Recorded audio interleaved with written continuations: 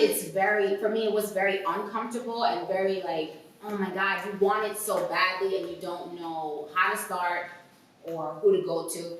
So I would say, just trust your instinct. Stay true to what you're doing, like do your work.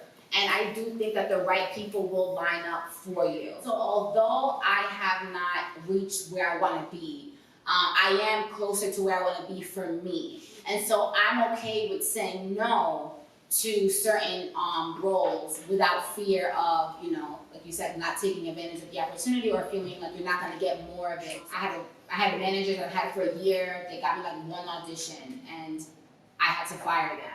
And I think that takes a toll on you. You know, you're with somebody for a year. That's a big time, like a big chunk of time. I had a manager who said, you know, here, take this, you know, read this, do this, and then she said, can you do it more black? And I was like, you know, like what do you want to see? Like, what do you? But at that time, you know, this was like 10 years ago, so I would have answered it differently. First off, I mean, I wouldn't even have a rep now that would even ask me that. But I think that's just the more you're in it, the more you learn. Like that you're gonna get a question like that, and how do you deal with it? And having the confidence to know that you're gonna have a rep that won't ask that of you. There was an actor, I can't think of his name right now, but we've seen him on stuff, and he was like chit-chatting, whatever, and I said, this was like 10 years ago, and I said, oh, you know, like, I'm an aspiring actress, and blah, blah, and he just stopped me, and he was like, you're not an aspiring actress, you're an actress. That's and right. I was like, Okay. but that was a moment for me.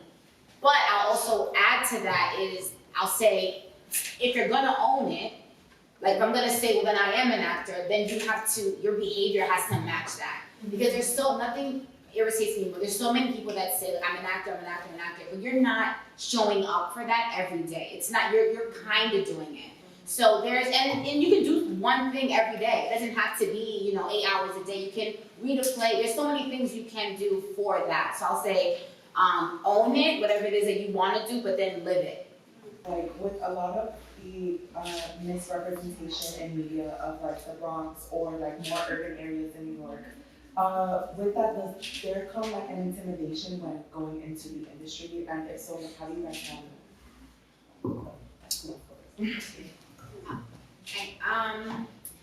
It doesn't, I'm not intimidated. I think that I own it, and it's from my perspective. So I think I'm allowed to speak about how I envision the Bronx because I'm from the Bronx. So this is my version, this is how I look at it, I'm proud of it, and most people that are not from New York, they really wish they were. So I'm okay with that.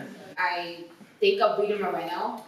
So she, you know, Hispanic, but she knew kind of how to do both. Like she can, you know, do all that, and then she also knew to just have, you know, just like speak. So I don't know.